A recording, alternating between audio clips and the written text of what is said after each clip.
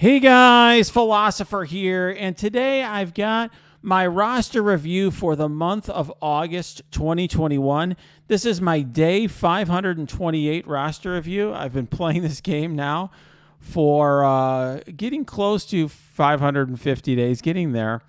Boy, I can't wait to get those 25 cores, right? But this is now over a month since my last video, and last time it was day 493. And I was at 15.17 million. So you could see I've gained less than 800,000 TCP this month. And that is the lowest amount that I've gained in a long time. And that's because of a couple reasons. And I want to use this as sort of an opportunity. What I do for my roster reviews, just so everyone understands, is I talk about what I have been working on and give you advice on things that you shouldn't be investing in. So in other words, sometimes I invest in things because I'm streaming. Shang-Chi is the sort of thing that if I wasn't doing content, making videos, I probably wouldn't be investing heavily into Heroes for Hire. I also invest heavily just because of the alliance I'm in, where I'm the war captain for a top alliance. I wouldn't, that's a very specialized kind of investment when you're investing in war defense characters. So I try to not only give you a sense of what I'm working on, but I try to give you a sense of what, this can mean for your own roster, what lessons to take away from it. So one thing I will just say to you right now is that on my roster this month, I have been spending very little gear. If you compare my roster this month to last month, I have almost no gear outlay. I have been hoarding my gear. So if you look at my gear, even last month, like I was at maybe 3,000 here. Now I'm at almost 5,000. Here I was at about 14,000, and I'm at almost 19,000. And that's with gearing up Secret Avengers. Now, partially it's because of the patch. By the time I made the last video, I had already geared up Captain Sam and Sharon Carter. And so this last patch was kind of a long one. But I've been hoarding gear because even though I think it's clear, they said that teal gear is going to be the gear tier 15.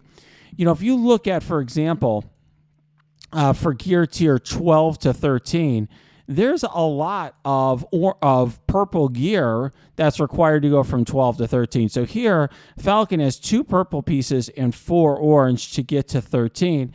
So I don't know how much orange gear is going to be required for gear tier 16. And I also just don't know exactly, what characters I'm going to want for or what might get reworked or changed for Dark Dimension 5, and that's a big focus of mine. So I'm, in terms of what my goals are, it's different than some people's. My goal isn't really to pump up numbers or have the biggest numbers or show off large numbers on a roster. It's more like what characters are useful. And so what my focus has been is bringing up characters to level 80 using gold, saving my gear in case I need it for DD5. And really, I've been at a stage where I'm doing fine in Arena. I have a big Infinity Watch team that I use here in Arena. I've been doing well in the raids and well enough in the raids and well enough in War that I didn't feel like I needed to gear up more characters. I think that is in part a waste. I think that I probably could get away with putting gear tier 15 on a character like Thanos or a character like Black Bolt, or on characters I've held off on doing for a while. But I'm just pursuing a cautious approach because I don't want to be in a situation where I run out of gear and feel tempted to have to whale out on gear because it's so expensive in this game. All right, let's walk through what I have done and where I'm at with my various teams. And I think I'm going to start here with Infinity Watch. Infinity Watch, I have put some additional. I've been starting to level them up I've leveled them up to level 81 because I've hit level 81 in the game. And I'm starting, I put a few extra T4s on them since last month. I did the Nebula basic. I did the Phyla-Vel special. I'm at the point now where I have all the T4s for Gamora, Adam Warlock, Phyla-Vel.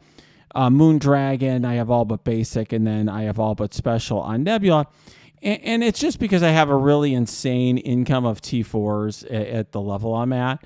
If you're on a T4 budget, you can get by with less. I did do an infographic and video on it. I think this is also a team where you can, on offense, you can punch up really heavily against Infinity Watch. And so I really don't think that you need to go super hard to have every T4 on your Infinity Watch, although obviously it's a team you use in all game modes. Yeah, Astonishing X-Men are a team that I am sure that I'm going to have to upgrade more when I head to Doom 2. And also, they're a team where I really could use more T4s. So for a long time, I only had 3 T4s on the team. I had the Bishop passive and alt. I had the Jubilee passive and the Beast special, which is the cleansing and additional debuff. I've added the other 2 here, the special and the alt for Jubilee. I think the special is more important. I've added the Kitty Pryde passive, and I could add some more here, and I might do that. I certainly think this is a team that may start showing a little bit of age in Doom 2, so I might be doing that. But for right now, I brought them all to level 80, and they're doing fine. When you have Kitty Pryde and Iceman low, as long as they don't die, which they tend not to die because Kitty Pryde gets those evades and stealth, and then Iceman can revive once, is part of his kit. All they do is by going down in health, they feed speed bar to Beast, who's a more important character. Still haven't put G15 on Jubilee and Beast. That's sort of a thing where, maybe eventually I will. Once I am sure that I don't need this orange gear for DD5, then that's something I certainly will do, just because this is a team I suspect I'll be using in Mutant Notes for some time. Black Order is a team I have not really invested a lot in. I did put Blue ISO and Ebony Maw and Thanos. I've been doing that. I did that just because I was using them in Mystic. I don't think I'm going to do that anymore, really do any more investment in this team. I never put G15 on Cull or Corvus. This team is just kind of sitting where it's at. It's a it's a war offense team, I suppose. I usually use it more on war defense, but we do either or depending on the opponent. It's not really essential for anything anymore, even in war. Brotherhood, I've brought the team to level 80. Still haven't brought Juggernaut yet. It was on my to-do list before I hit level 81 as a thing to do. I was just kind of bringing up every random war team up to level 80. But this team is not as important as it was even a few months ago, because been a little bit more movement recently to Uncanny Doom at the level of war I'm at, although Brotherhood Doom is still very strong. Fantastic Four, still haven't invested in, really. Not a very important team. They've really fallen off. I think this is more or less a filler team. I think, can be strong on war defense if you invest super heavily in the team and have a huge She-Hulk, but I'm not willing to make that level of investment. I don't invest in super old teams. And I think that's sort of like the point I was making with Ultron. I just think that investing in super old characters that have already been power crept is usually a bad idea. The Guardians are trash. Obviously, Gamora's not even part of the team anymore. Maybe they'll get reworked at some point. Hand, or obviously, I have Hand. This is at the minimum level necessary it was necessary for me at the time to hit the last level, the 7th star of the event that they're used for. I think it's Chaos Theory. No, it's not Chaos Theory. It's one of them. But essentially, you put level 1. You put level 1 on, and I did Fortifier because it helps at level 1 when they have low health. It helps when they revive. They get the Fortifier on them, and then you have a huge Electra that more or less carries the rest of them. I did it for when he was getting mostly 1 star, and then I just had good RNG one time and 3-starred it. Heroes for Hire, I've gone all out just because I have, I'm in like I said, I'm the war captain for a top alliance, and it's just a focus of ours at our level. We basically have to have big heroes for hire. One change I have made since Shang-Chi came out, and I will be having a video soon showcasing him and his unlock. I did this partially because I do this the videos, and people have been asking me about him, is that I did the alt here on Iron Fist because now with Shang-Chi, this this can't be dodged, which I think makes this a little bit better. Shang-Chi, I think, also is going to add a lot to this team. His passive is going to make the team have a lot more survivability and damage. He obviously gives another damage threat. If you look at the damage stats here in MSF.gg, he's I think 6th in damage, so very, very high damage stat. So I think, this is going to be a very interesting team. But as I've said many times before, I don't think war defense is worth investing in unless you completed DD4 a long, long time ago, as I did. I think it was 7 months ago now. And you're in a top alliance that focuses on alliance war, and you personally love alliance war. For most people, I think it's just a waste of resources. Hydra, I've invested a little bit more in this last month. I brought Hydra Sniper up to level 80 because I used the Hydra 3.0 team a lot against Ultimus Mercs. There's a lot of folks in my level who are putting the dark promo credits on Ultimus to get him to 7 red stars, and they have these massive G15 7 red star Ultimuses that can erase your Red Guardian. So you use Hydra 3.0 to beat those teams generally, which is, against the Shuri Mercs, it was Zemo, Winter Soldier, Grenadier, Red Skull, and Drax. You needed Drax because of that defense up on Killmonger. Now that you're not facing a large Killmonger and Shuri, you can use like Hydra Sniper in the 5th slot. So I brought him up to level 80. I've been passively working on his shards to get him to 7 stars. He's one of the few characters I don't have at 7 stars. So this is definitely a team that I've done a little bit of work on this month. I think one of the rare teams that I've done a lot of work on this month. We've already talked about Infinity Watch. Kree is just trash. The only good thing that's happened with Kree is now that Phyla-Vell, it has the Kree tag. It's much easier for me to handle the left side lane and that mini boss in Gamma. Marauders are basically a dead team. I've brought Strife up to level 80 just because he matters for the team. I just haven't even bothered with Mystique, even though I have her at 7 red stars. But, eventually I'll get her to 7 to level 80 or 85 or whatever at some point eventually. But Marauders are basically an auto lose. Mercenaries, at my level, you're seeing a lot more Korath Ultimus, but it's a lot of resources for me to bring. I have Ultimus at level 1. I have Korath in green gear. It's a lot of resources for me to bring them all the way up. So I still run Shuri Mercs. And the core of Mercs, of course, is Taskmaster, Merc Lieutenant, Merc Rykard. I did bring Merc Rykard up to level 80. And this team does occasionally get me a win, but, if it's underestimated, but it's just not the team it used to be now that Skeletery is so powerful.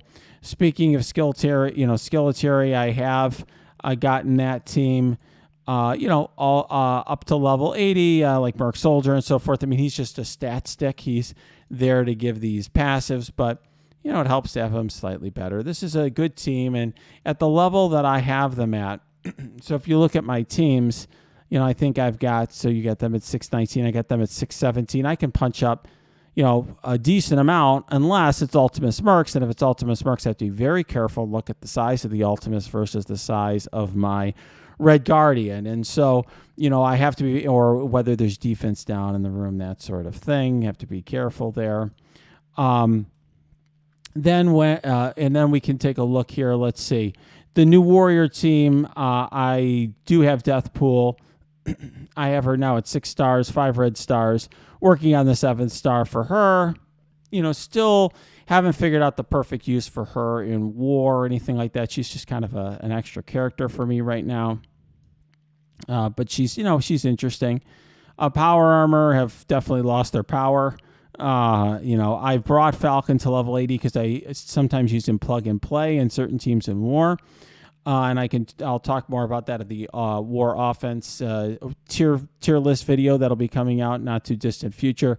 But that's the only reason I brought him up. The rest of this team is totally power crept at this point. And then Pimtech, I brought up Stature a little bit because I was using her in Gamma. But basically this team is worthless to me other than Ghost. I occasionally hear people talking about, I want to use them all in Dark Dimension, and I think that was pretty conclusively proven near the beginning of DD4 as a waste. Maybe that'll be different in the future. I don't know. Ravager or trash. Not even worth looking at more than that. Shield, still bad. There's some people who throw Kestrel with this team on defense, or they try to put Secret Avengers. I mean, Maria Hill's got the shield tag. I count her as a Secret Avenger. But this team is trash on defense because with Maria Hill and Nick Fury, they lose the Symbiotes. It's a waste of Kestrel if you're throwing Kestrel on here on defense. It's just like a noob move. It doesn't really work very well. Secret Avengers, very powerful team. I'm going to talk more on my War Offense tier list video about where you use them and why, but they're certainly a War Offense team. If you use them on defense with Maria Hill's summons and so forth, they're too vulnerable to teams that get turn meter like the Axemen and Symbiotes off of those summons. But and it's also a very powerful team on War Offense, so I wouldn't lose that capability by throwing them on defense. But as you could tell, by the way, I mean, that has been a new investment since last month. I go all out at all the new characters, and these characters are certainly worth the investment. They're not needed for anything, but they're really, really good. Definitely a fantastic, fantastic team overall. Shadowland, I really have not upgraded at all. I have brought them all up to level 80. I have pulled a 6 red star on Electro, which I guess upgrades the team in a certain way. I think, eventually, is this a team where I would throw the gear tier 15 on Moon Knight and bring these up to gear 14 at some point? Sure. They're starting to feel a little bit of power creep, but they're still a fantastic team. This is sort of where X-Force was several months ago. Still at the top, but you're starting to see them kind of fade a little bit. But they're kind of on the downward slope of their power creepness. I mean, they were at the very, very top, whatever it was 4 or 5 months ago when they were released. So I'm less enthusiastic about going super hard on them unless you're really into war and in a high-level alliance. Sinister Six aren't all that important. I did bring Swarm and Electro to level 80 because that really elevates the team. I use them sometimes in War Offense to punch up against certain teams that they do very well with, teams that have a lot of buffs, whether it's Black Order or Wave 1 or whatever, but occasionally I throw them on defense. They're not really that important of a team. I use Doc Ock sometimes on his own on defense. But I have upgraded them to level 80. Supernatural, I did upgrade more to the level 80 because getting his stun to land is very important. I use this team as, backup team, cleanup team, something like that in war with Hela. I take out Elsa and I put in Hela. Eventually I'll get these other characters up to level 80. It just didn't seem all that important. They're basically just a team that, like I said, kind of more or less on the bench in war. Symbiotes, I have gotten all of them up to level 80 and blue ISO, and that's really for raids because they struggle in raids, period. They do much better now. I never time out on the first 2 nodes now that I have all the blue ISO on them, and for me that was worth it.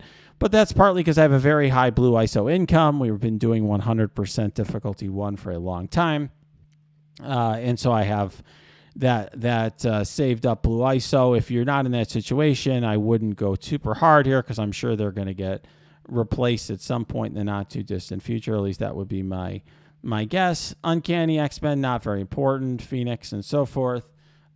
This is another team that I just don't find very important. I started bringing Cyclops up just because I was running out of decent characters. It was like this character or Mystique or whatever I was getting up to this point. I mean, that's where I was at in terms of leveling up characters, trying to get every character up to level 80. I think it was more important to me than bringing up characters to gear tier 11 or 12, the really bad characters for Blitz. That was the alternative.